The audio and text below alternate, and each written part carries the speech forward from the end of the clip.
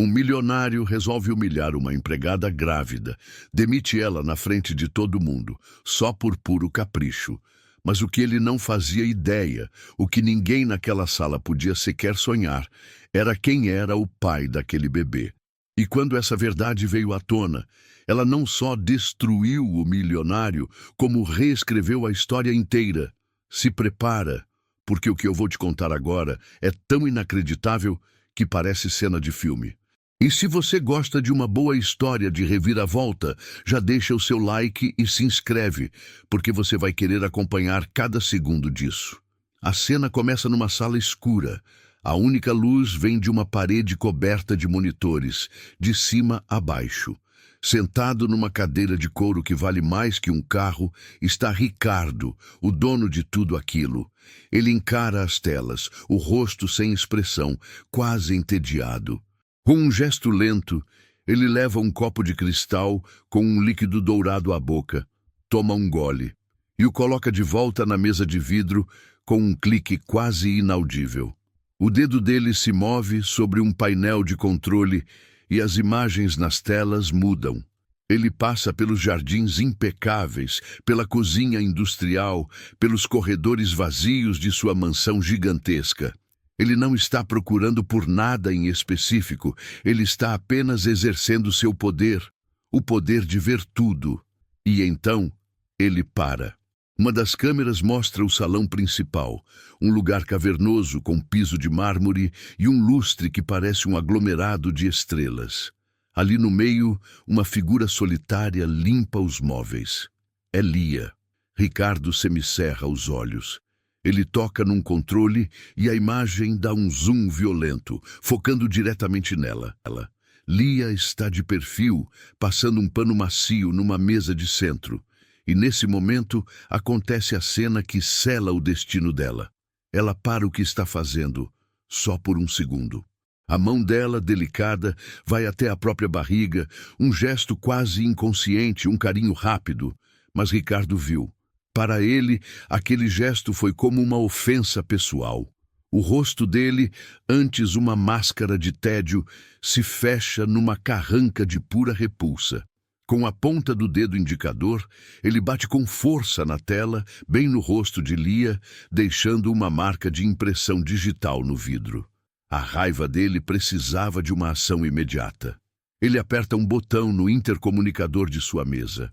A voz dele sai metálica, fria, cortante. Elvira, minha sala, agora. Sem por favor, sem bom dia. Apenas uma ordem. O que Lia não sabia, o que ela não podia nem imaginar, era que a alguns metros dali, seu futuro estava sendo decidido. Ela continua seu trabalho, alheia a tudo. Seus olhos pousam num grande retrato a óleo pendurado na parede. Ela se aproxima. O retrato é de Heitor, o filho de Ricardo, um jovem de 20 e poucos anos, morto em combate 1 ano antes. Ele sorri na pintura, um sorriso cheio de vida, vestido em seu uniforme militar de gala. Lia nota que o quadro está 1 milímetro torto. Com um cuidado que beira a devoção, ela o ajusta. Depois, num gesto ainda mais secreto, ela passa a ponta dos dedos sobre o vidro que protege a pintura, bem no rosto sorridente de Heitor. Um toque íntimo, rápido e carregado de uma tristeza que ninguém ali poderia entender. E foi nesse exato momento que a porta do escritório de Ricardo se abriu. Dona Elvira, a gerente da casa há mais de 20 anos, entra com a cabeça baixa, as mãos entrelaçadas na frente do corpo. Ela conhece aquela chamada. Ela sabe que nunca é para uma boa notícia. Ricardo não se vira para ela. Ele continua encarando o monitor, onde Lia agora se afastava do retrato.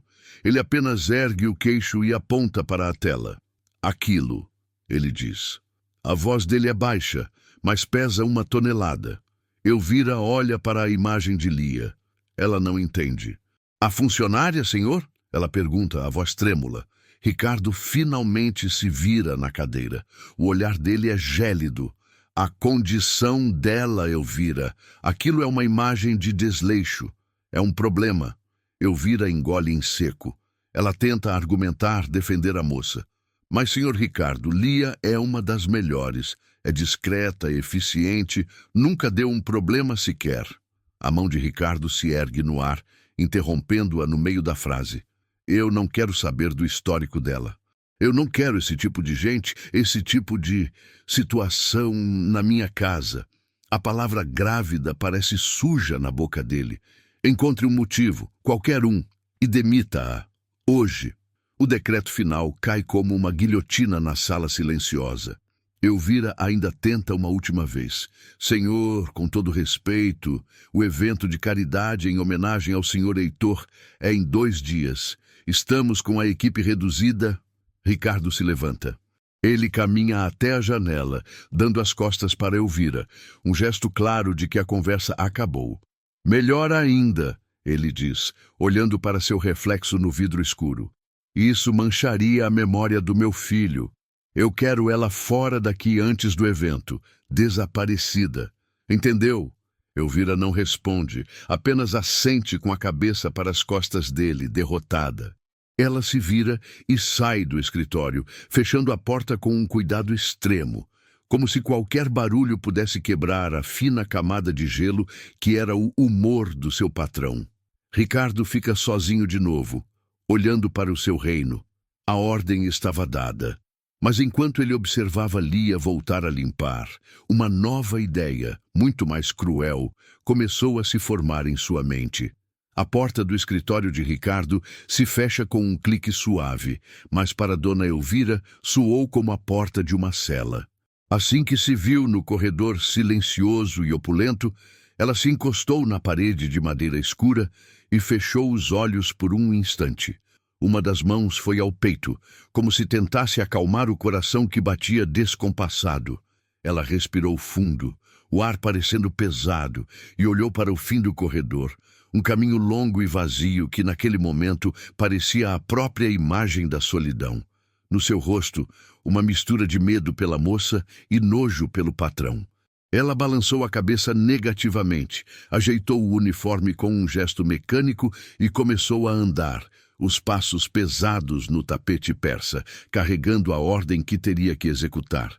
Mas o que ela não sabia era que, dentro da sala, o plano já tinha mudado para algo muito, muito pior. Assim que a porta se fechou, Ricardo se virou da janela. Um sorriso lento e perverso começou a se desenhar em seus lábios. Uma demissão simples era pouco, era privado demais. Ele queria um espetáculo. Ele queria que a punição fosse tão pública quanto o pecado que ele inventou. Ele voltou para a sua mesa, mas ignorou o intercomunicador. Dessa vez, ele pegou seu smartphone pessoal, um aparelho preto e fino que parecia uma lâmina. O polegar dele deslizou pela tela, rápido, passando por contatos de banqueiros, políticos e celebridades. Ele parou num nome: Marcelo Eventos. Sem hesitar, ele pressionou o botão de ligar. Do outro lado da linha, a voz de Marcelo soou profissional, um pouco nervosa, como sempre que falava com o chefe. Senhor Ricardo, em que posso ajudar? Ricardo não perdeu tempo com formalidades. A voz dele era um sussurro conspiratório.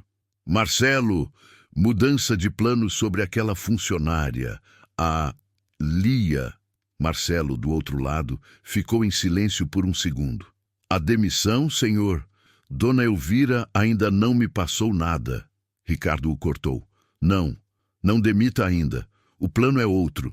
Eu quero ela trabalhando no evento de caridade. A confusão na voz de Marcelo era palpável. Trabalhando, senhor? Mas o senhor mesmo disse que... A voz de Ricardo ficou ainda mais baixa, mais precisa.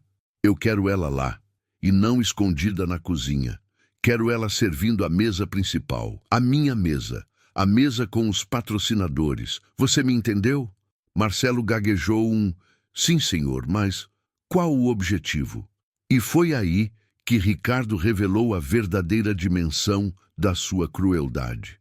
O objetivo, Marcelo, é fazer um exemplo. Vou falar sobre legado, sobre os valores do meu filho. E vou usar ela como o exemplo vivo de tudo que vai contra esses valores. Vou mostrar o que acontece quando a irresponsabilidade tenta se infiltrar no meu mundo. Ele fez uma pausa, saboreando a própria ideia. Será um ato de gestão, um golpe de marketing. Vai mostrar que eu tenho tolerância zero. Agora faça acontecer. Ele não esperou resposta. Desligou a chamada e jogou o celular sobre a mesa de couro. O próximo passo precisava de mais cuidado. Ele se levantou, caminhou até um armário de madeira escura e o abriu com uma pequena chave dourada que tirou do bolso.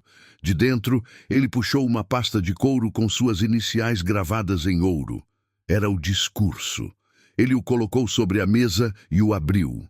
As páginas estavam cheias de palavras nobres sobre Heitor, sobre sacrifício, sobre honra. Ricardo pegou uma caneta tinteiro pesada, também de ouro, e a destampou com um clique satisfatório. E então ele começou a profanar a própria homenagem. Ele riscou frases, fez setas e começou a inserir palavras novas nas margens. Palavras como integridade, responsabilidade pessoal, maçãs podres que devem ser removidas do cesto. Cada palavra escrita era um tijolo a mais no muro da humilhação que ele estava construindo para Lia. Enquanto escrevia, o sorriso voltava ao seu rosto. Ele já conseguia ver a cena. Os holofotes, os rostos chocados dos convidados, o silêncio absoluto e Lia parada, sozinha, enquanto ele a destruía com palavras do alto do palco. Terminada a tarefa, ele guardou o discurso de volta na pasta e trancou o armário. Sentindo-se satisfeito, ele caminhou até o bar de seu escritório e se serviu de outra dose generosa de uísque. Ele ergueu o copo, brindando não a uma foto ou a uma memória, mas ao seu próprio reflexo no vidro escuro da janela que mostrava a cidade se acendendo lá embaixo. Ele brindava a sua própria genialidade doentia. Enquanto isso, do outro lado da cidade, a engrenagem do destino de Lia girava sem que ela soubesse. O turno dela finalmente acabou. Ela passou pela guarita de segurança, cansada, só querendo chegar em casa. Foi quando o guarda a chamou. "Lia, espera aí, chegou um pacote para você." E ele se abaixou e pegou um pequeno embrulho de papel pardo, entregando a ela. Lia pegou, surpresa. Não esperava nada. "Obrigada", ela disse, e se virou para ir embora. O que ela não viu foi a pequena câmera de segurança em cima da guarita. E o que ela nunca poderia imaginar é que, naquele exato instante, Ricardo ainda estava em sua sala, olhando para aquele mesmo monitor. Ele deu um zoom e viu o pacote nas mãos dela. Viu ela agradecendo e indo embora. E na mente distorcida dele, aquilo era a confirmação de tudo. Uma entrega secreta, um pacote misterioso, prova irrefutável da vida desregrada que ele a acusava de ter. Ele assentiu lentamente para a tela. Sim, a decisão estava mais do que correta. O espetáculo seria justificado. Enquanto Ricardo brindava a própria crueldade em sua torre de marfim, a realidade de Lia era outra, muito diferente. A porta do seu apartamento se abre com um rangido baixo. O lugar é minúsculo, simples, mas impecavelmente limpo. Não há mármore no chão, apenas um piso frio e gasto. Ela entra, deixa a bolsa barata em cima de uma pequena mesa de madeira e a primeira coisa que faz é tirar os sapatos de trabalho. Ela solta um suspiro longo, um som de puro cansaço físico e mental. Com o pequeno pacote marrom ainda na mão, ela caminha até seu quarto, que mal cabe uma cama e um guarda-roupa antigo. Ela se senta na beirada do colchão, o peso do dia em seus ombros. Por um instante, ela apenas encara o embrulho como se não soubesse o que fazer com ele. Finalmente, com dedos cuidadosos, ela começa a rasgar o papel pardo. Ela não o rasga de qualquer jeito, mas segue as dobras, abrindo-o com uma precisão metódica. Dentro do papel, não há nada além de uma pequena caixa de madeira escura, sem nenhum verniz ou enfeite e uma única folha de papel dobrada ao lado. Era um papel timbrado, oficial. Ela pega a carta primeiro. Desdobra o papel e seus olhos começam a correr pelas linhas. A câmera, se estivesse lá, focaria no rosto dela, vendo suas expressões mudarem. E a gente, que tá vendo tudo, sabe o que tá escrito ali. A carta era do capitão Farias, o melhor e mais leal amigo de Heitor. A voz dele quase podia ser ouvida nas palavras escritas. Ele explicava que Heitor, antes de partir para sua última missão, o fez prometer. Farias, se alguma coisa acontecer comigo, dizia a carta, entregue esta caixa para a Lia. Para mais ninguém, apenas para ela. Você me jura? E Farias cumpriu a promessa. A mão de Lia, que segurava o papel, começa a tremer levemente. Ela coloca a carta de Farias na cama e pega a caixa de madeira com as duas mãos. É leve. Ela passa o polegar pela tampa e a abre. O rangido da dobradiça é o único som no quarto silencioso. E o que ela vê ali dentro faz seu coração parar por um segundo. A primeira coisa é um objeto de plástico branco e azul. Um teste de gravidez. O mesmo teste que ela, meses atrás, mostrou para Heitor, os dois chorando de alegria. Na pequena tela digital, o resultado ainda era visível. Grávida. Foi a última vez que ela o viu sorrir daquele jeito. A mão dela toca o objeto, uma relíquia de uma felicidade que parece ter acontecido em outra vida. Com um cuidado infinito, ela retira o teste da caixa. E embaixo dele, aninhado em um pedaço de veludo preto já um pouco gasto, está um anel. Não era um diamante gigante como os que as esposas dos sócios de Ricardo usavam. Era um anel de noivado simples, delicado, com uma pequena pedra que brilhava com uma luz própria. Um anel que gritava, Heitor. Um anel que representava uma promessa que nunca pôde ser cumprida. Uma lágrima solitária escapa e desce pelo rosto de Lia. Ela a enxuga rapidamente com as costas da mão. Ela pega o anel, sentindo o metal frio contra sua pele. E embaixo do veludo, no fundo da caixa, há mais uma coisa. Uma última carta. Essa, dobrada várias vezes até ficar bem pequena. O papel é diferente, mais fino, papel de carta de base militar. Ela reconheceria aquela caligrafia em qualquer lugar. Era a letra de Heitor. As mãos dela tremem de verdade agora. Desdobrar aquele papel parece a coisa mais difícil do mundo. Cada dobra revela mais daquelas palavras que ela pensou que nunca mais veria. E quando a carta está finalmente aberta, ela começa a ler, e a gente descobre junto com ela a profundidade daquele segredo. A carta de Heitor transbordava amor e planos. Meu amor, ele começava, se você está lendo isso, é porque o Farias cumpriu a promessa. E eu não consegui cumprir a minha de voltar para você.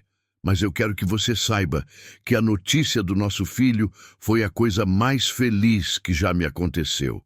Então, mesmo que seja por esta carta, eu te pergunto, casa comigo? Lia leva a mão à boca para abafar um soluço. Ela continua lendo. Heitor falava sobre como contaria ao pai. Ele até fazia uma piada. Eu sei que o meu velho parece um general, todo duro e sério, mas espere só até ele saber que vai ser avô. Um neto, Lia. Aquele coração de pedra vai virar manteiga. Ele vai te amar, eu tenho certeza. A ironia daquelas palavras era brutal. Heitor, em sua pureza, via no pai uma dureza que o amor de um neto poderia quebrar. O que ele não sabia era que a dureza já tinha virado crueldade há muito tempo. Ao terminar de ler, Lia não consegue mais segurar. Ela abraça a carta com força contra o peito, se dobra sobre si mesma na cama e chora. Um choro silencioso, sofrido, de quem perdeu tudo. Os ombros dela tremem e a outra mão, como sempre, vai para a barriga, num gesto de proteção. Ela chora pelo amor perdido, pelos planos desfeitos, pela ingenuidade de Heitor sobre o próprio pai. Depois de vários minutos, ela respira fundo, numa tentativa de se recompor. A resiliência dela é uma força da natureza. Ela se senta, enxuga o rosto e começa a guardar seus tesouros. O teste de gravidez e o anel de noivado voltam para a caixa de madeira. Ela a fecha e a guarda no fundo de uma gaveta embaixo de algumas roupas. É um santuário que ninguém mais precisa ver. Mas a carta de Heitor, não. Aquela ela não guarda. Ela a dobra cuidadosamente, seguindo as marcas originais, e a desliza para dentro da sua carteira gasta, junto com seus poucos documentos e seu pouco dinheiro. Aquela carta não era só uma memória. A partir daquele momento, era a sua armadura. E se liga só no detalhe mais crucial de toda essa história. Lia, em sua dor, nunca, nem por um segundo, cogitou usar aquela carta para confrontar Ricardo. Ela não queria o dinheiro, não queria o nome, não queria vingança. Ela só queria ter o direito de criar seu filho em paz, longe daquele mundo. O que ela não imaginava, nem em seus piores pesadelos, era que o próprio Ricardo a forçaria a usar essa armadura, transformando seu luto mais privado num espetáculo para todo mundo ver. Chegou a noite do evento. A mansão de Ricardo, normalmente silenciosa e austera, pulsava com uma energia caótica e artificial. Dezenas de funcionários de buffet corriam para todos os lados.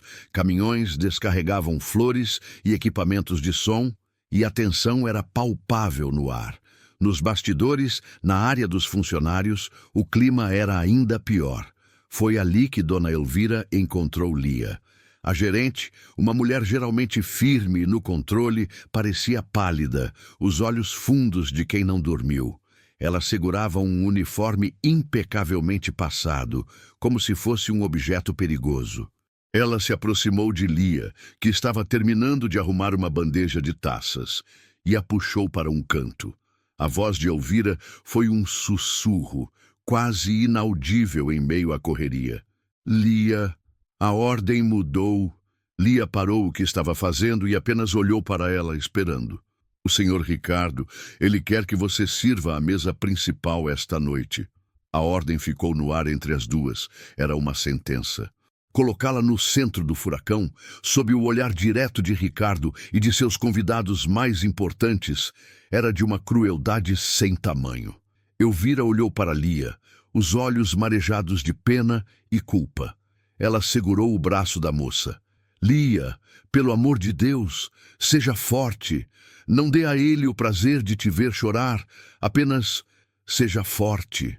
Mas a reação de Lia não foi a que Elvira esperava. Não houve lágrimas, não houve pânico. Havia apenas uma calma fria e profunda em seus olhos. Ela pegou o uniforme limpo da mão de Elvira e assentiu lentamente. Eu vou ficar bem, Dona Elvira. Não se preocupe comigo. Sua voz era tão firme que assustou a gerente. Lia se virou e caminhou em direção ao vestiário dos funcionários, deixando uma Elvira confusa e ainda mais apavorada para trás. O vestiário era um cômodo pequeno e abafado, cheio de gente trocando de roupa e falando ao mesmo tempo.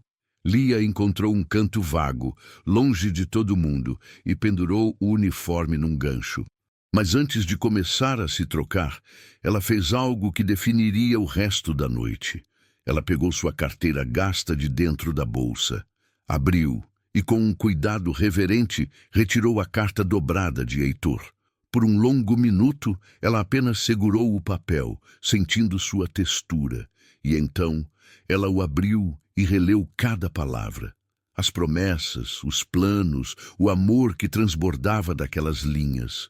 Era como se ela estivesse absorvendo a força de Heitor, canalizando a coragem dele para o que estava por vir.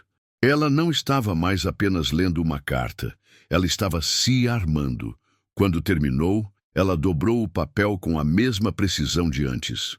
Mas, em vez de guardá-lo de volta na carteira, ela o deslizou para dentro do bolso interno da blusa limpa do uniforme, um bolso pequeno sobre o seu coração.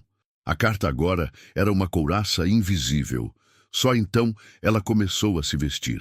Ao terminar, ela se olhou num espelho grande e rachado que ficava na parede. A imagem que a encarou de volta não era a da empregada cansada de horas atrás. Ela viu a si mesma, o uniforme simples, a barriga que já começava a despontar. Ela colocou uma mão sobre o ventre e a outra sobre o bolso que guardava a carta. Foi um pacto silencioso, uma promessa de que ela protegeria os dois legados de Heitor. E nesse instante, algo mudou em seu rosto. A vulnerabilidade desapareceu, substituída por uma determinação de aço. Ela ajeitou a gola, endireitou a coluna e, de repente, parecia mais alta, mais forte. Ela não era uma vítima indo para o abate. Era uma mulher com um propósito. Ao sair do vestiário, uma de suas colegas, uma moça chamada Carla, a segurou pelo braço. Lia, isso é uma sacanagem. Você não deveria passar por isso. Fica doente, sei lá, inventa uma desculpa. Lia se virou para ela e deu um sorriso pequeno, mas genuíno, um gesto de agradecimento. Obrigada, Carla, mas eu preciso fazer isso. Sua voz não deixava espaço para discussão. Ela caminhou com passos firmes até a estação de serviço, ignorando completamente os cochichos e os olhares de pena que a seguiam. Pegou uma pesada bandeja de prata e começou a enfileirar taças de cristal com uma concentração absoluta, como se nada mais no mundo existisse. Mas o ato final de sua preparação ainda estava por vir. Pouco antes de empurrar as portas que a levariam ao salão de festas, ela parou em um corredor lateral escuro. Tirou do armário um celular antigo, um modelo simples que quase ninguém mais usava. Seus dedos, que antes tremiam ao segurar a carta, agora se moviam com uma rapidez e precisão impressionantes sobre o teclado. Ela escreveu uma nova mensagem de texto. O destinatário, Capitão Farias. A mensagem era curta, criptografada pela dor e pela confiança. Nela, continha apenas o endereço completo da mansão de Ricardo, seguido por 3 palavras que eram um chamado, um alarme, um pedido de socorro e uma declaração de guerra ao mesmo tempo. Ele está aqui. Farias saberia exatamente quem era ele e saberia exatamente o que fazer. Lia apertou enviar. A mensagem partiu. Ela imediatamente desligou o aparelho, o colocou de volta em seu armário e o trancou. Respirou fundo uma última vez, o ar enchendo seus pulmões. Então, ela empurrou as portas duplas e entrou no salão lotado, no coração do território inimigo, com o rosto transformado numa máscara de calma e profissionalismo. A armadilha de Ricardo estava montada, mas ele não sabia que Lia acabara de posicionar a sua própria peça no tabuleiro. E era uma peça que ele jamais poderia prever. As portas duplas se abrem e o som atinge Lia como uma onda. Centenas de vozes competindo entre si, o tilintar de taças de cristal, o som suave de um quarteto de cordas tocando em algum canto. O ar cheirava a perfume caro e comida fina. Era um oceano de riqueza, e Lia mergulhou nele. Com a bandeja de prata firmemente na mão, ela começou a se mover pelo salão. Ela se desviava de um grupo de mulheres com joias que brilhavam tanto que ofuscavam. Passava por homens em ternos escuros que discutiam negócios de milhões de dólares e fazia tudo isso com uma eficiência invisível.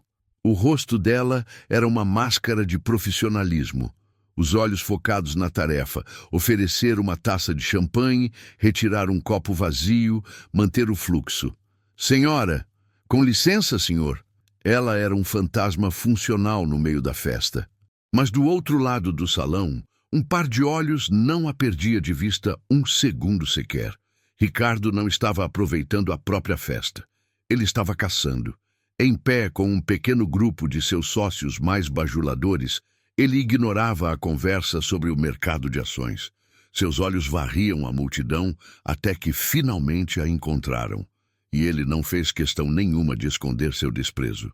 Ele se inclinou para um dos homens ao seu lado, um sujeito de meia-idade com um relógio de ouro que valia o salário de Lia por 10 anos, e apontou discretamente com o queixo na direção dela.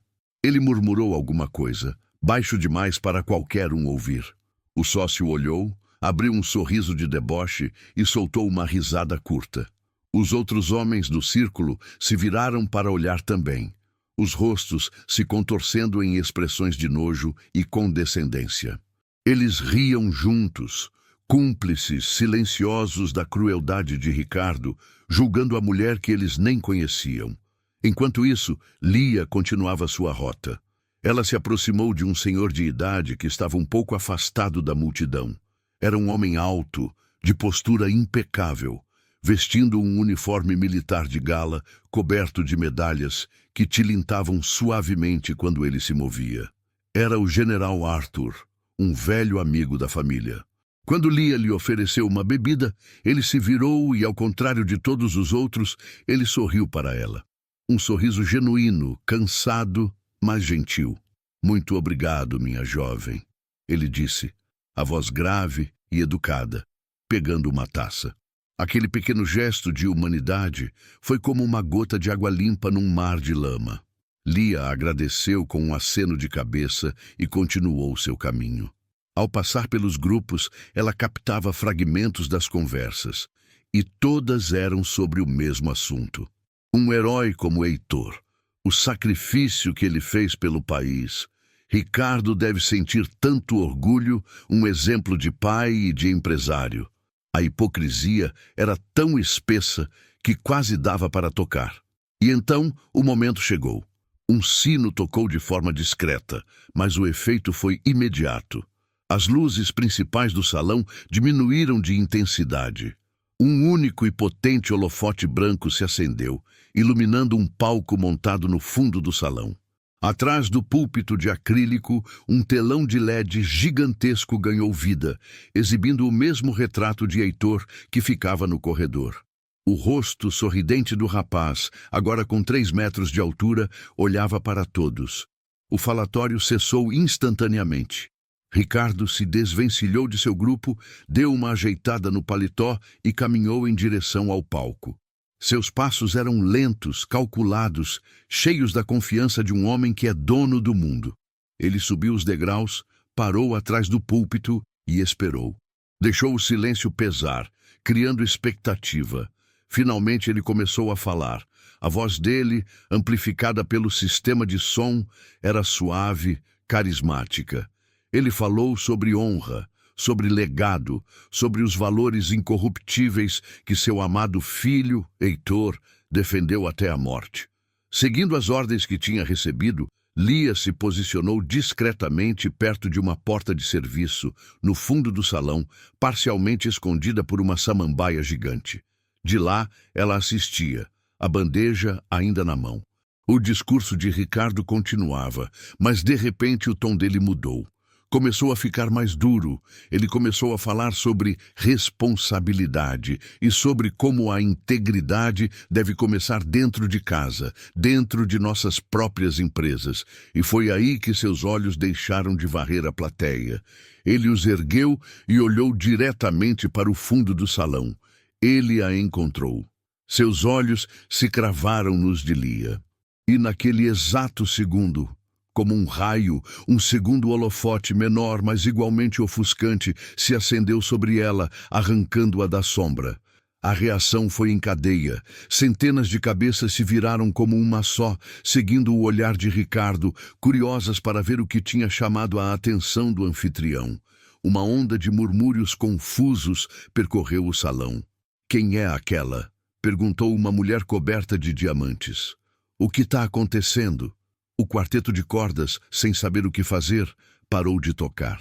O silêncio que caiu sobre o evento foi total, pesado, absoluto.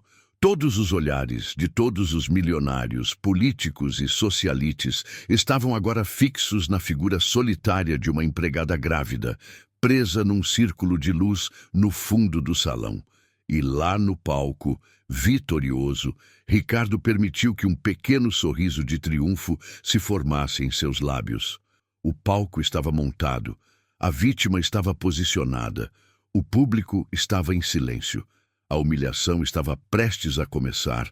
No palco, Ricardo saboreou o silêncio. Ele era o maestro daquela humilhação e a orquestra estava perfeitamente afinada. E então ele deu a primeira nota do seu ataque. Ele ergueu a mão, não de forma rápida, mas lentamente, e esticou o dedo indicador, apontando diretamente através do salão, um míssil teleguiado em direção a Lia. O gesto calou até as respirações. A voz dele, agora, não era mais a do empresário carismático, mas a de um juiz proferindo uma sentença de morte. A voz ecoou pelos alto-falantes dura como pedra. Todos vocês estão vendo aquela mulher ali no fundo? Ele fez uma pausa dramática, forçando cada pessoa a manter o olhar em Lia. Eu quero que olhem bem, porque ela é um exemplo. Ela é o exemplo vivo de tudo aquilo que eu mais desprezo. É o exemplo da falta de decoro, da falta de responsabilidade pessoal. Cada palavra era um golpe de martelo. Um murmúrio chocado percorreu a multidão. As pessoas se entreolhavam, sem acreditar na crueldade explícita da cena. Ricardo se virou e apontou para a foto gigantesca de Heitor. O legado que eu construo, a honra da minha família, a memória do meu filho, um herói. A voz dele embargou falsamente. Não pode e não vai ser manchada pela presença desse tipo de gente. A ficha estava caindo para os convidados. Aquilo não era um discurso, era uma execução pública. E então veio o golpe de misericórdia. Ricardo olhou de novo para Lia, o desprezo evidente em seu rosto. E é por isso que, na frente de todos vocês, que são testemunhas dos valores que eu defendo, eu declaro: você está demitida. A palavra demitida explodiu no silêncio, ecoando nas paredes do salão. A reação foi imediata. Houve exclamações de choque. Uma mulher na primeira fila levou a mão à boca, horrorizada. Outros, os bajuladores de Ricardo, aqueles do círculo íntimo, apenas assentiam, com sorrisos de aprovação, como se estivessem assistindo a um ato de grande liderança. Todos os olhares se voltaram para Lia, esperando a reação, esperando as lágrimas, o desespero, a súplica. Mas não veio nada, absolutamente nada. Lia continuou parada, imóvel, dentro do seu círculo de luz. A bandeja de prata ainda firme em sua mão, as costas retas, o queixo erguido. Os olhos dela não se desviaram, não piscaram. Continuaram cravados em Ricardo, uma acusação silenciosa, muito mais poderosa do que qualquer grito. Essa falta de reação foi como jogar querosene na fogueira da raiva de Ricardo. Ele queria que ela se quebrasse. Ele precisava que ela se quebrasse. Como ela ousava não se sentir humilhada? A fúria dele transbordou. Ele se virou para a lateral do palco e fez um gesto brusco com a cabeça. Segurança! Ele rosnou no microfone. Tirem essa mulher da minha propriedade. Agora! Imediatamente, dois homens enormes, vestidos de terno preto e com fones no ouvido, se destacaram da parede e começaram a caminhar em direção a Lia. Eles não correram, andaram com um passo pesado, deliberado, abrindo caminho pela multidão, que recuava como se eles fossem leprosos. A jornada deles através do salão pareceu durar uma eternidade. E durante todo o percurso, Lia não se mexeu. Sua calma sobrenatural estava enlouquecendo Ricardo. Ele não podia aceitar aquilo. Ele precisava destruí-la por completo. Inclinando-se novamente para o microfone, ele cuspiu o veneno final, o golpe mais baixo e sujo que poderia dar. E pode ir procurar o pai dessa criança para te sustentar, ele disse, a voz cheia de veneno. Isso, claro, se você souber quem ele é. Foi o prego no caixão. O ataque não era mais profissional. Era pessoal, imoral. Uma agressão direta à sua condição de mulher e de mãe.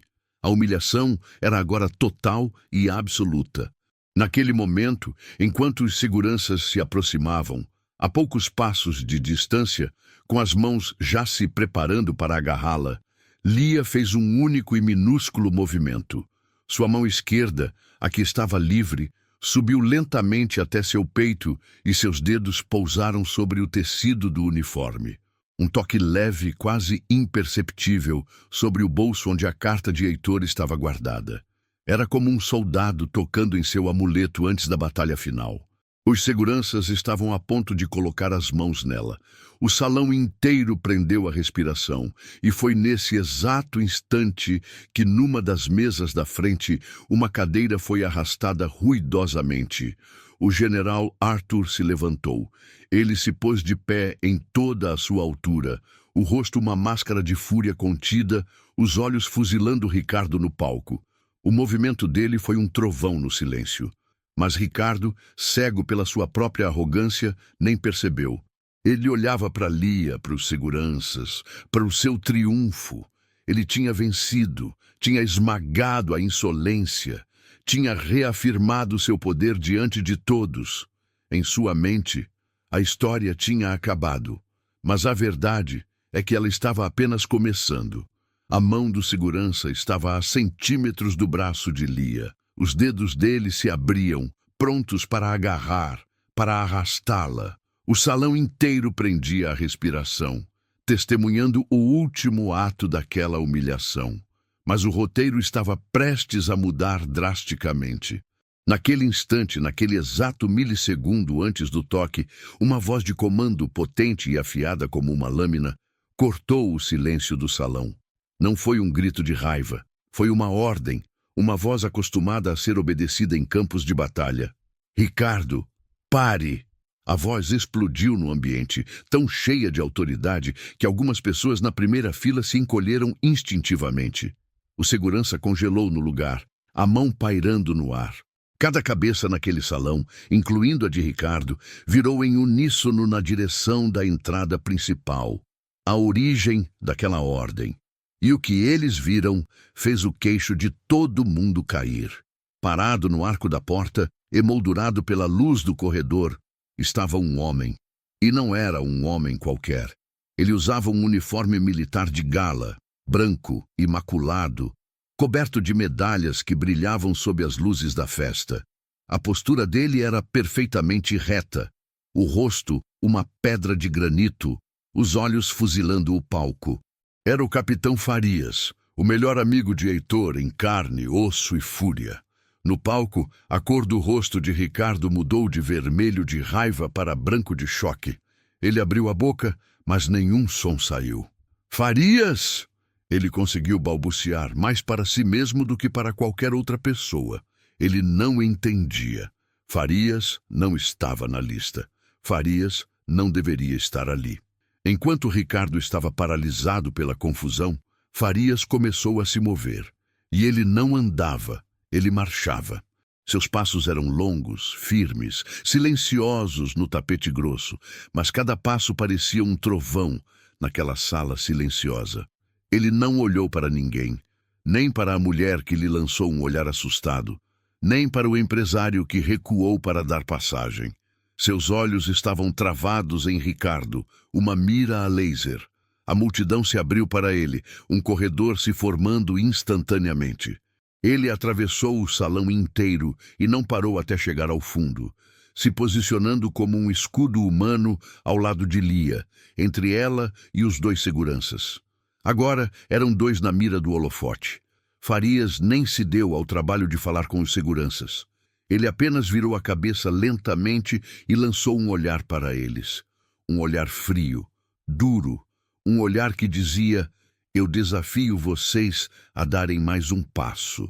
Os dois brutamontes, acostumados a intimidar pessoas com seu tamanho, recuaram instantaneamente. Eles reconheceram a autoridade de verdade quando a viram. O uniforme, as medalhas, a expressão em seu rosto. Eles deram um passo para trás, depois outro, olhando para o palco, esperando uma ordem de Ricardo que não veio. Estavam neutralizados. Com a ameaça imediata eliminada, Farias voltou sua atenção completa para o palco. Ele ergueu o queixo e sua voz, agora sem gritar, mas cortante como vidro quebrado, atravessou o silêncio. É essa a sua grande homenagem, Ricardo? Ele perguntou, a pergunta ecoando pelo salão. É assim que você honra a memória do soldado que foi seu filho, usando o nome dele para humilhar publicamente uma mulher grávida? A acusação direta e brutal fez Ricardo cambalear. Ele finalmente encontrou a voz, mas ela saiu fraca, patética. Farias, o que diabos você está fazendo aqui? Quem te convidou para a minha casa? Ele tentava virar o jogo, soar ofendido, retomar o controle. Foi um erro de cálculo monumental. Farias o ignorou completamente. Ele sequer se dignou a responder. Em vez disso, num gesto de desprezo supremo, ele virou as costas para o palco, para Ricardo, e se concentrou na única pessoa que importava ali. Ele se virou para Lia. Toda a fúria no rosto dele se dissolveu no momento em que seus olhos encontraram os dela. A expressão dura foi substituída por uma gentileza protetora. A voz dele, que era aço, virou veludo. Lia, ele disse baixo o suficiente para que apenas ela ouvisse, mas o microfone sensível no palco captou cada sílaba. Mostre a ele. Por favor, mostre a carta. Lia olhou para o rosto firme de Farias. Por um segundo, uma fração de segundo, a hesitação tomou conta dela. O medo, a dúvida. Era mesmo a hora? Era o certo a fazer? Farias viu a dúvida nos olhos dela, e com uma calma absoluta, ele lhe deu um único e firme aceno com a cabeça. Um gesto que dizia, sim, é a hora. Eu estou aqui com você. Confie em mim. Foi tudo o que ela precisava. A hesitação se desfez como fumaça. Ela respirou fundo, a força voltando a percorrer seu corpo. E então, sob o olhar de centenas de testemunhas, sob a luz dos holofotes, a mão dela subiu novamente ao peito. Lentamente, sem pressa, ela enfiou os dedos no bolso interno do uniforme. E de lá, ela retirou um pedaço de papel. A carta. A bomba relógio que Heitor deixou para trás estava agora armada e sobre a mesa, pronta para explodir e levar o mundo de Ricardo pelos ares. As mãos de Lia, que antes tremiam, agora estavam firmes como rocha. Diante de centenas de pares de olhos, ela desdobrou a carta de Heitor. O som do papel se abrindo, um farfalhar quase imperceptível, ecoou no silêncio mortal do salão como um tiro. Enquanto ela preparava o documento, Farias agiu com a velocidade de um soldado.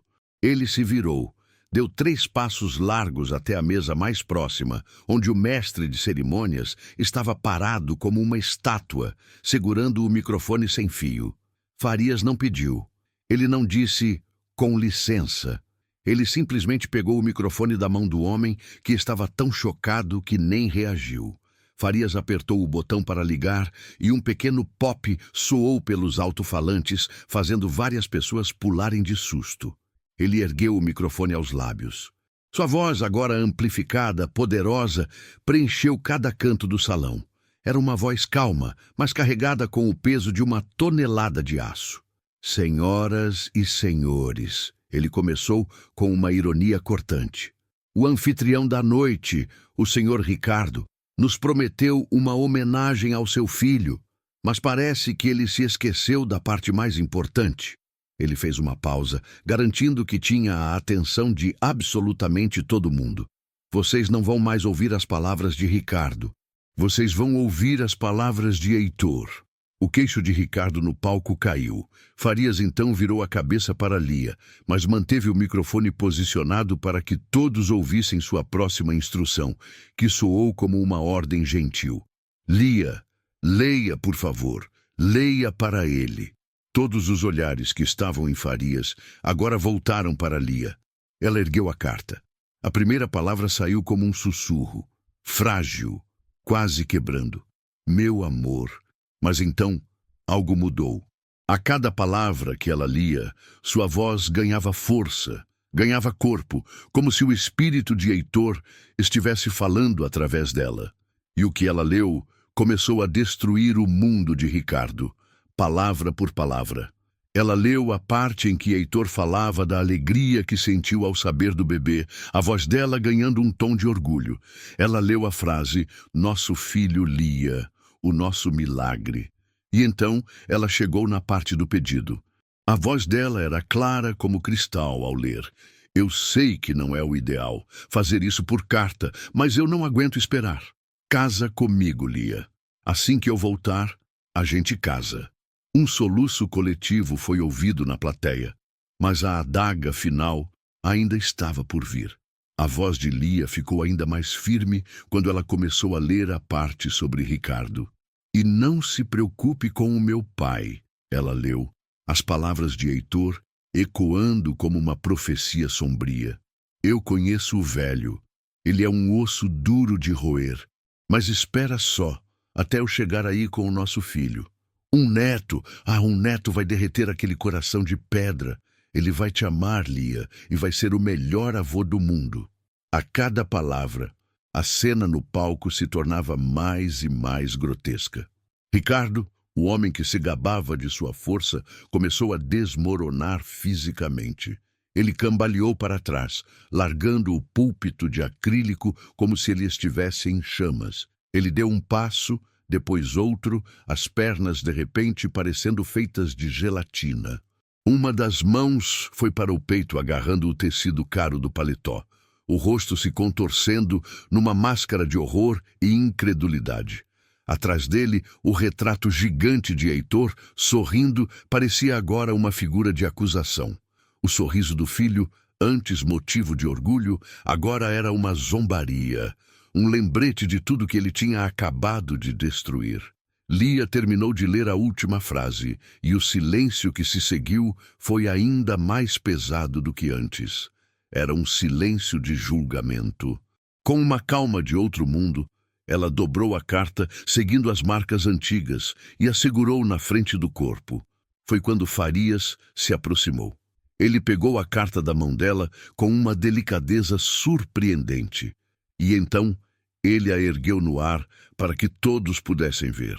Com a outra mão, ele apontou para o brasão no topo do papel. Para que não reste nenhuma dúvida, ele anunciou no microfone. Isto é papel timbrado oficial das Forças Armadas Brasileiras. Esta é a prova. E então, ele se virou. Não para a plateia, mas diretamente para Ricardo, que o encarava com os olhos arregalados de um animal encurralado. A voz de Farias agora era a de um promotor proferindo a sentença final. Então, vamos deixar tudo bem claro para todos os presentes e para a imprensa que nos assiste. Ele fez uma pausa, cravando a última estaca. O senhor Ricardo não demitiu uma simples funcionária. Outra pausa. Ele acabou de humilhar, da forma mais vil e covarde possível, a noiva do seu falecido filho. Um grito de horror escapou de uma mulher na primeira fila. Mas Farias ainda não tinha terminado. Ele guardou o pior para o final. E o bebê que ele tão vulgarmente insultou, é o seu único neto, o herdeiro do sangue e do nome de Heitor. Ele olhou para a plateia. E todos vocês foram testemunhas, todos vocês assistiram ao vivo ele deserdar o próprio neto. A bomba explodiu, e o mundo de Ricardo e todos que estavam naquele salão foram atingidos em cheio pela onda de choque.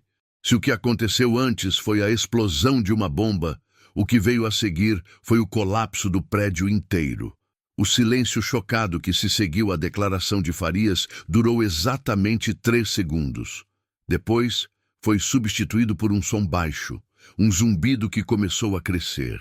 Eram as vozes, centenas de pessoas falando ao mesmo tempo, um murmúrio de horror, nojo e fúria. Os olhares de todos, que antes se dividiam entre Lia e Farias, agora se concentravam em um único ponto. A figura patética de Ricardo, encolhido no palco. Ninguém mais o via como um titã da indústria. Eles viam um monstro. E então, a primeira peça do dominó caiu. O general Arthur, o mesmo homem que tinha tratado Lia com gentileza, começou a andar. Seus passos eram pesados, deliberados. Ele atravessou o espaço em frente ao palco, subiu os degraus e marchou diretamente até Ricardo. Ricardo, vendo o general se aproximar, tentou balbuciar alguma coisa. Arthur, eu posso explicar. O general não disse uma palavra. Ele apenas olhou Ricardo nos olhos com um desprezo tão profundo que era quase palpável. Então, ele virou a cabeça para o lado e cuspiu no chão do palco, a centímetros dos sapatos caríssimos de Ricardo. O som daquele ato de repulsa ecoou mais alto que qualquer grito. Sem dizer nada, o general se virou, desceu do palco e caminhou em direção à saída, a cabeça erguida. O ato do general quebrou a inércia da multidão. Foi a senha. Numa das mesas principais, um homem corpulento com um relógio de ouro, o mesmo que tinha rido da piada de Ricardo antes, se levantou de um salto. A cadeira dele rangeu para trás. Ele jogou o guardanapo de linho sobre o prato intocado, lançou um último olhar de fúria para Ricardo, balançou a cabeça em negação e começou a andar para a saída. Ele não correu, ele desfilou sua desaprovação. E então o êxodo começou de verdade. Um casal se levantou, depois outro. Em menos de um minuto, dezenas de empresários, socialites e políticos estavam de pé, abandonando suas mesas, seus copos de champanhe e caminhando em silêncio para a saída. Era uma debandada silenciosa e mortal. O som dos passos no tapete era a marcha fúnebre da reputação de Ricardo. No canto da imprensa, a cena era de puro caos. Repórteres que antes agiam com discrição agora estavam em pé, os dedos voando sobre as telas dos celulares. Os flashes das câmeras começaram a disparar, não mais para o evento social, mas para documentar a queda. Chegou ao fim, um deles ditou apressadamente num áudio. Escândalo na alta sociedade. O que eles não sabiam era que a coisa toda era ainda pior. O cinegrafista que fazia a transmissão ao vivo do evento para a internet, um jovem chamado Breno, estava tão chocado que nunca recebeu a ordem de cortar. A câmera continuou ligada. O Brasil inteiro estava assistindo ao vivo, sem cortes, a implosão de Ricardo. No palco, Ricardo finalmente tentou reagir. Ele se arrastou de volta para o microfone, o rosto pálido e suado. "Não, por favor, esperem." Ele gaguejou, a voz fraca, patética. "Vocês não estão entendendo a situação." Seus olhos desesperados procuraram por Lia no meio da confusão, talvez esperando encontrar nela alguma reação, algum ponto de apoio. Ele a encontrou. Ela ainda estava lá, no mesmo lugar, mas agora Farias estava ao seu lado, com um braço protetor em volta de seus ombros, um guardião silencioso. E o olhar de Lia, quando encontrou o dele, foi a coisa mais aterrorizante que Ricardo já viu. Não havia ódio, não havia triunfo. Havia uma calma, uma indiferença tão profunda que era como se ele, Ricardo, o homem mais poderoso da sala, simplesmente não existisse mais para ela. Nesse momento, outra figura correu através do salão, desviando das pessoas que saíam. Era Dona Elvira. As lágrimas escorriam livremente por seu rosto. Ela chegou até Lia e, ignorando Farias, ignorando tudo, entregou a ela um copo com água. "Me perdoe, Lia." Ela soluçou. "Pelo amor de Deus, me perdoe." Um pequeno círculo de decência havia se formado em volta de Lia no meio do furacão. E Ricardo assistia a tudo isso, completamente impotente. Ele via os convidados indo embora. Via os flashes, via sua própria gerente consolando a mulher que ele tentou aniquilar. Seu celular começou a vibrar no bolso do paletó. 1, 2, 10 vezes. Eram as notificações das notícias que já explodiam online. Eram as chamadas dos patrocinadores do evento, dos membros do conselho de sua empresa. Todos assistindo ao vivo. Ele ergueu os olhos para o rosto sorridente e gigantesco de seu filho no telão e, pela primeira vez, sentiu uma acusação naquele sorriso. A festa em homenagem a Heitor havia se transformado, em questão de minutos, no funeral público de Ricardo. E ele estava sozinho no palco, um rei deposto em um reino que acabara de virar pó. O êxodo em massa parou. A maioria dos convidados já tinha ido embora, deixando para trás um salão que parecia um campo de batalha, com guardanapos jogados, taças abandonadas e um silêncio pesado e constrangedor. Ricardo, ainda no palco, pareceu acordar de um transe. Seus olhos injetados de sangue encontraram a figura de Lia lá no fundo, agora cercada por um pequeno grupo. Ele precisava fazer alguma coisa, consertar, reverter. Num impulso desesperado, ele desceu os degraus do palco, tropeçando no último e quase caindo. Ele se recompôs de forma desajeitada e começou a caminhar na direção dela, abrindo caminho entre as mesas vazias. Ele parecia um zumbi, os braços meio abertos, a boca se movendo, tentando formar palavras que não saíam. "Lia, eu não..." Ele balbuciava para o vazio. Conforme se aproximava, ele estendeu uma mão trêmula, um gesto patético, a mão de um homem afundando em areia movediça. Mas antes que ele pudesse chegar perto, antes que sua sombra pudesse sequer tocar a dela, o capitão Farias se moveu. Não foi um movimento agressivo, foi um simples passo para o lado, mas executado com a precisão de um militar. Ele se postou como uma muralha branca na frente de Ricardo. A diferença de postura entre os dois era um abismo. Ricardo, curvado, quebrado. Farias, reto, inabalável. Farias nem levantou a voz. Ele falou baixo, num tom gélido e perigoso, para que só Ricardo ouvisse. Não se atreva a tocar nela. O comando foi tão absoluto que Ricardo congelou, a mão ainda suspensa no ar, o corpo inteiro tremendo. Enquanto essa confrontação silenciosa acontecia, um novo movimento surgiu no salão. A esposa do general Arthur, uma senhora de cabelos brancos e porte de rainha, que tinha assistido a tudo com lágrimas nos olhos, começou a caminhar na direção deles. Ela ignorou completamente Ricardo e Farias, como se eles fossem invisíveis. Seu foco era apenas Lia. Ela se aproximou, pegou a mão livre de Lia entre as suas e a apertou com carinho. "Minha querida", ela disse, a voz embargada, mas firme. "Heitor falava de você. Ele era um menino de ouro. Ele só escolheu uma vez na vida, e ele escolheu bem." Ela olhou para a barriga de Lia. "Você carrega um tesouro aí. Seja forte." O gesto dela, essa bênção pública, vinda de uma das matriarcas da alta sociedade, foi mais um prego no caixão de Ricardo. A ação da esposa do general encorajou os poucos que restaram. As pessoas começaram a se aproximar, não de forma invasiva, mas formando um semicírculo protetor ao redor de Lia, Farias e Dona Elvira. Eles viraram as costas para Ricardo, criando uma barreira humana que o isolou completamente.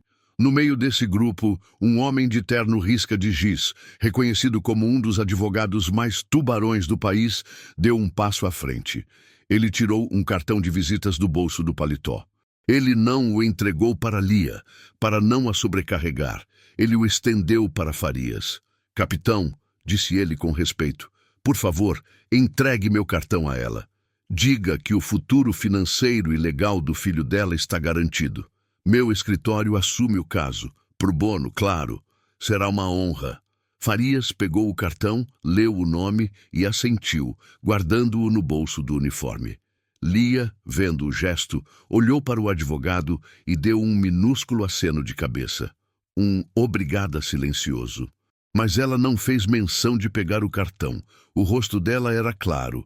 Aquilo nunca foi sobre dinheiro, foi sobre verdade, e a verdade tinha sido dita. Vendo que não havia mais nada a fazer, isolado e derrotado, Ricardo finalmente parou de tremer. Ele apenas ficou lá, um homem oco em seu próprio salão de festas. Foi quando seu advogado pessoal, um homem baixo e nervoso, finalmente chegou até ele, correndo. "Ricardo, pelo amor de Deus, cala a boca!" Ele sibilou, agarrando o braço do chefe. "Não fale com ninguém. Vamos sair pelos fundos. Agora!" Ele começou a puxar Ricardo, que se deixou levar como um boneco de pano. Mas era tarde demais. O espetáculo final de sua desgraça ainda não tinha acabado. Os celulares que antes filmavam a revelação, agora filmavam o grande Ricardo sendo arrastado para fora do próprio palco por um advogado em pânico. O flash de um celular iluminou seu rosto devastado. E na tela de outro já se via a hashtag Unda Ricardo Vergonha Nacional explodindo nas redes sociais. Com Ricardo finalmente fora de cena, a tensão no corpo de Lia pareceu se dissolver. A força de adrenalina que a manteve de pé começou a diminuir. E pela primeira vez na noite, uma emoção visível rompeu sua máscara de estoicismo. Uma única lágrima, grossa e lenta, escorreu de seu olho direito e desceu por sua bochecha. Não era uma lágrima de tristeza, era uma lágrima de alívio, de justiça, de missão cumprida. Farias viu a lágrima, Ele apertou o ombro dela com mais firmeza. Acabou, Lia, ele disse suavemente. Vamos para casa. E com essa promessa, ele começou a guiá-la, com Dona Elvira ao seu lado, para longe do centro do salão, em direção a uma saída lateral, longe dos últimos olhares curiosos. A batalha tinha terminado, e contra todas as probabilidades, a empregada grávida tinha vencido. A manhã seguinte nasceu fria e cinzenta, como se o próprio céu estivesse de luto pela decência. E para Ricardo foi o começo do fim. O escândalo não era apenas uma fofoca, era a manchete de absolutamente todos os jornais, portais de notícia e canais de TV do país. Uma foto de seu rosto, distorcido em ódio no palco, estava estampada ao lado de uma foto de Lia, digna e serena no meio do salão. O título de um grande jornal resumia tudo. O rei e a serva, milionário humilha nora e neto em público. O mercado financeiro, que não tem coração, mas tem um faro aguçado para desastres, reagiu com brutalidade. Às 10 da manhã, na abertura da Bolsa de Valores, as ações do conglomerado de Ricardo despencaram. A linha no gráfico era uma linha vermelha vertical, um penhasco. A cada minuto, centenas de milhões de dólares de seu patrimônio viravam fumaça. Os canais de notícia econômica não falavam de outra coisa. Um analista de terno explicava na TV. É uma crise de imagem sem precedentes. E marca Ricardo estava associada à honra do filho-herói. Essa associação foi permanentemente destruída. E então, as facadas começaram a vir de todos os lados. Os sócios que saíram da festa na noite anterior não perderam tempo. Um comunicado oficial do Grupo Vector, o principal investidor de Ricardo, foi disparado para toda a imprensa. O Grupo Vector anuncia o rompimento imediato e irrevogável de todas as suas relações comerciais com as empresas de Ricardo de Albuquerque. Era um terremoto. Minutos depois, o conselho de sua própria empresa, sentindo o cheiro de sangue na água, agiu. Um e-mail interno, que vazou para a imprensa em menos de 5 minutos, convocava todos para uma reunião de emergência. A pauta era única: votação para a destituição do presidente Ricardo de Albuquerque do cargo. Até a fundação em nome de Heitor, a joia da coroa de sua imagem pública, virou pó. Dezenas de doadores vieram a público exigir seu dinheiro de volta.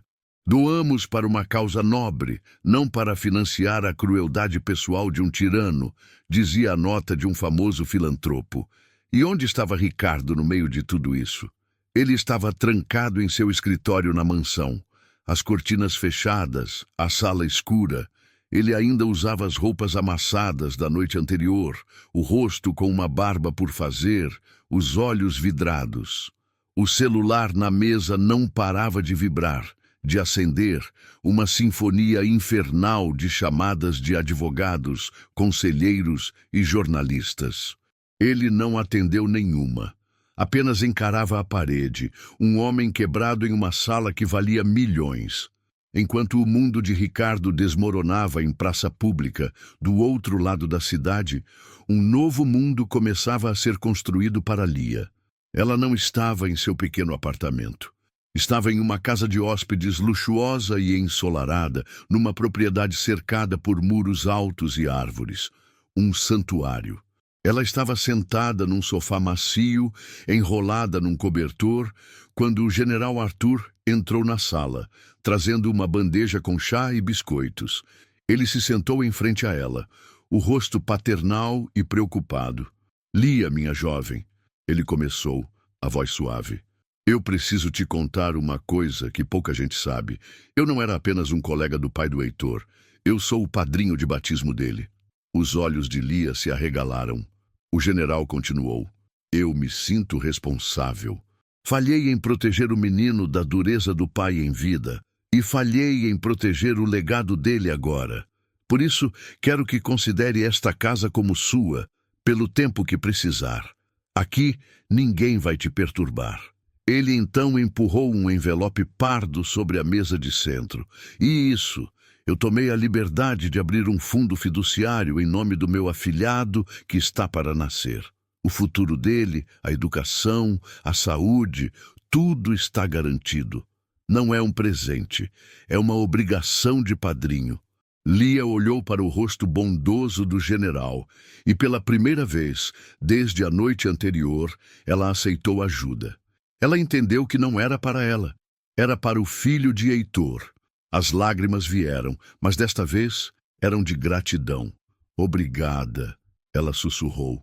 Do lado de fora, no jardim, Farias estava ao telefone. Era o advogado da festa.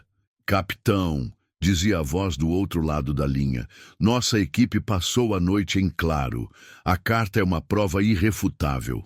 Podemos entrar com um processo de reconhecimento de união estável post-mortem.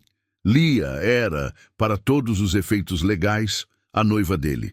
Ela tem direito a uma parte de tudo que Heitor deixou em seu nome. Farias desligou, um sorriso sombrio e satisfeito no rosto. A justiça estava se movendo em todas as frentes.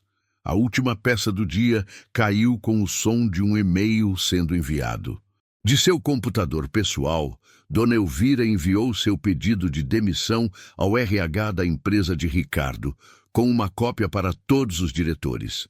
No assunto, demissão por justa causa do empregador. A notícia final chegou para Ricardo através de uma notificação no celular que ele finalmente olhou. Era de um portal de notícias. A manchete dizia: é oficial, Ricardo de Albuquerque não é mais CEO de seu próprio império. Em 24 horas, a verdade não só o libertou de suas mentiras, como o aprisionou nas ruínas de sua própria vida. Passaram-se alguns dias. Dias em que o nome de Ricardo foi arrastado na lama em todos os cantos do país. E em sua mente destruída, ele se convenceu de que havia uma única solução, uma única pessoa que poderia absolvê-lo. De alguma forma, usando o resto de sua influência, ou talvez apenas pagando uma fortuna a um detetive, ele conseguiu o endereço. Um carro preto, sem motorista particular, parou em frente aos portões imponentes da propriedade do general Arthur. Ricardo desceu do carro. Ele era uma caricatura do homem que fora. O terno de grife, amarrotado. Uma barba rala e mal feita cobrindo o rosto pálido. Olheiras profundas e roxas davam a ele a aparência de um fantasma. Ele caminhou, cambaleante, até o intercomunicador e apertou o botão. Uma voz grave e profissional respondeu. Sim? A voz de Ricardo saiu rouca, fraca. Eu preciso falar com a Lia, por favor.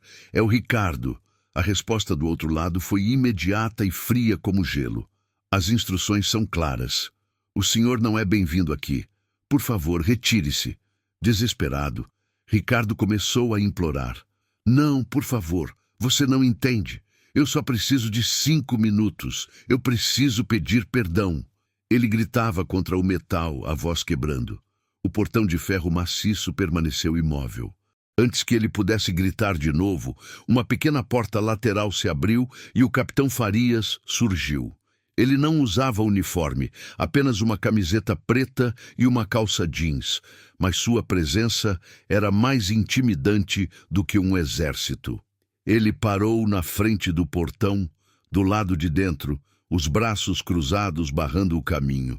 Eu disse que você não era bem-vindo, disse Farias, a voz baixa e perigosa. Vá embora, Ricardo, agora. Dentro da casa de hóspedes, Lia estava perto da janela, segurando uma xícara de chá. Ela viu a cena se desenrolar lá longe. Ricardo, um farrapo humano do lado de fora, Farias, a muralha intransponível do lado de dentro. Ela observou por um momento a expressão em seu rosto se tornando firme, decidida. Ela pousou a xícara na mesa e começou a andar. Ela saiu da casa, atravessou o gramado verde e bem cuidado, os passos calmos, sem pressa. Ela não correu, não hesitou. Ela caminhou até o portão, parando a uns 3 metros de distância dele, uma distância segura, com Farias ainda postado entre ela e Ricardo. Ao vê-la, o pouco controle que Ricardo ainda tinha se desfez. Ele se jogou contra as grades de ferro, o rosto se contorcendo em uma máscara de sofrimento. "Lia!" Ele soluçou. O som era o de um animal ferido. Lágrimas e catarro escorriam por seu rosto.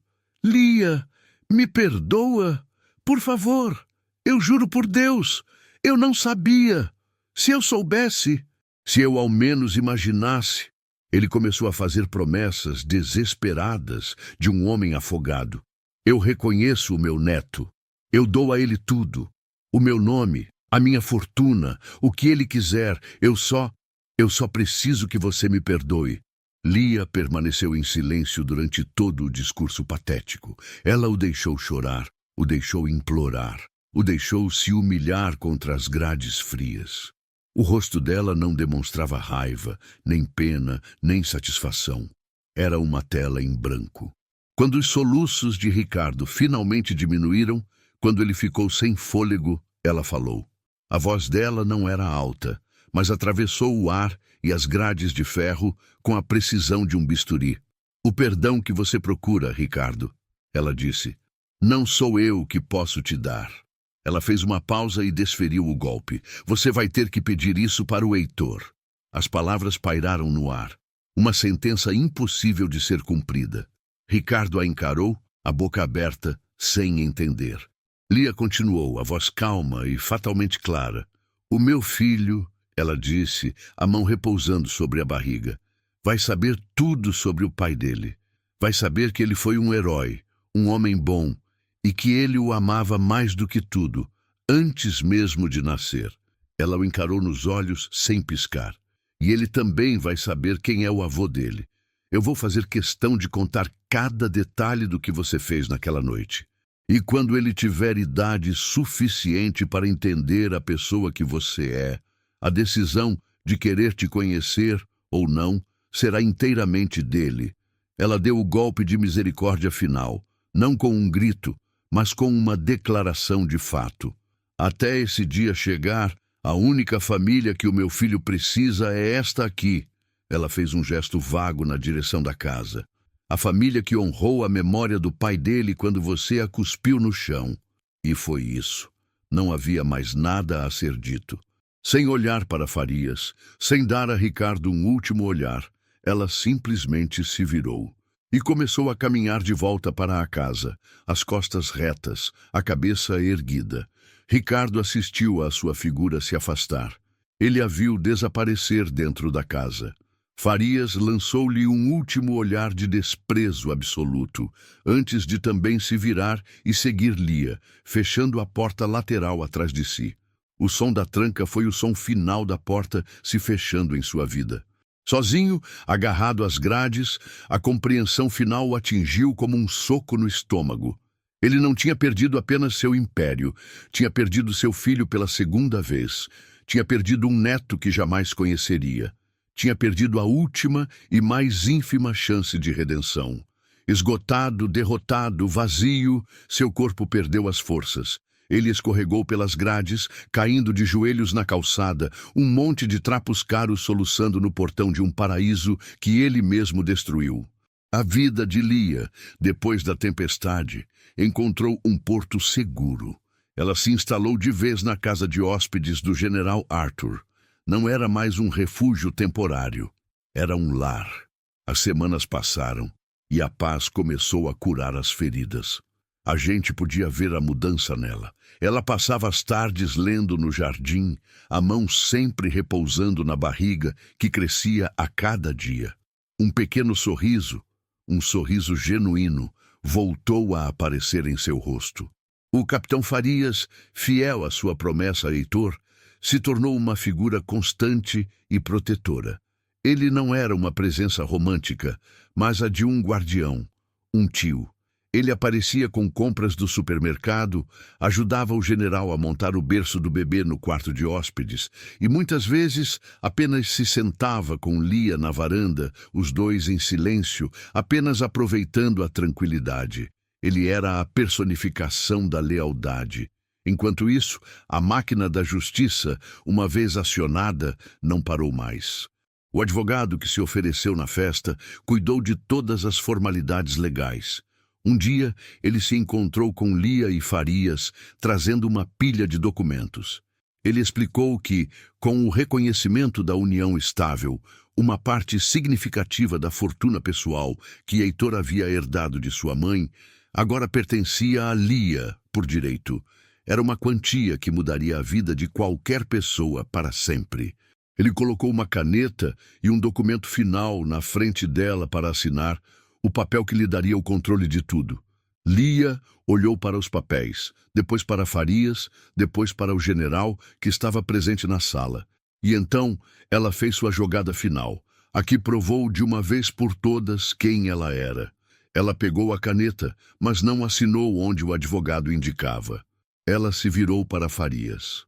"Capitão", ela disse, a voz firme, "por favor, ligue para o doutor. Diga a ele que eu agradeço, mas eu não quero um único centavo desse dinheiro." O advogado ficou de queixo caído. Lia continuou. "Diga a ele para usar toda essa fortuna e criar uma nova fundação Heitor, uma de verdade, que vai amparar as famílias de outros soldados. E a única condição é que o conselho seja formado pelo Senhor." Ela olhou para o general. "E por você, Farias, para garantir que o dinheiro chegue a quem realmente precisa." Aquele ato de generosidade, quando veio a público dias depois, foi a pá de cal final na reputação de Ricardo. A notícia se espalhou. Noiva de herói abre mão de fortuna milionária e cria fundação. Lia, a empregada humilhada, se tornou um símbolo nacional de integridade. E Ricardo simplesmente desapareceu. As notícias sobre ele pararam. Sua mansão foi colocada à venda. O homem que um dia foi um rei se tornou um fantasma, uma nota de rodapé vergonhosa na história que ele mesmo criou. Os meses passaram. A barriga de Lia cresceu, e com ela, a sua paz. E então, numa manhã de primavera, a bolsa estourou. Horas depois, num quarto de hospital claro e silencioso, Lia segurava seu filho nos braços pela primeira vez. Um menino saudável, de olhos curiosos. O general Arthur e sua esposa estavam ao lado da cama, chorando como os avós que de fato agora eram. O capitão Farias estava encostado na parede perto da janela, os braços cruzados, mas um sorriso rasgava seu rosto de orelha a orelha. Ele olhava para o bebê e via o rosto do melhor amigo. Lia olhou para o pequeno ser em seus braços, que a encarava de volta. "Oi, Heitor", ela sussurrou, e o nome soou certo, soou como uma bênção. Ela olhava para o futuro nos olhos de seu filho, sentindo uma força que ela nunca soube que tinha. No final, ela entendeu que não precisou destruir Ricardo. A verdade fez isso por ela. Seu único trabalho foi protegê-la. E essa história incrível mostra que a verdadeira força não está no dinheiro ou no poder, mas na dignidade e na verdade. Se você também acredita nisso e se emocionou com a jornada da Lia, essa é a hora de deixar o seu like, se inscrever no canal e compartilhar essa história. É isso que nos move a continuar trazendo fábulas de impacto como esta para você. A cena final não é de vingança, é de vida. Semanas depois, vemos Lia empurrando um carrinho de bebê pelo jardim ensolarado da propriedade. Ela está rindo, uma risada livre e feliz.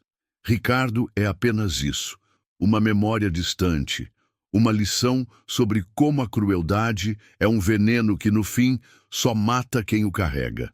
Ela para o carrinho, se inclina e sorri para o pequeno Heitor, e naquele sorriso, naquela paz, está a sua vitória final.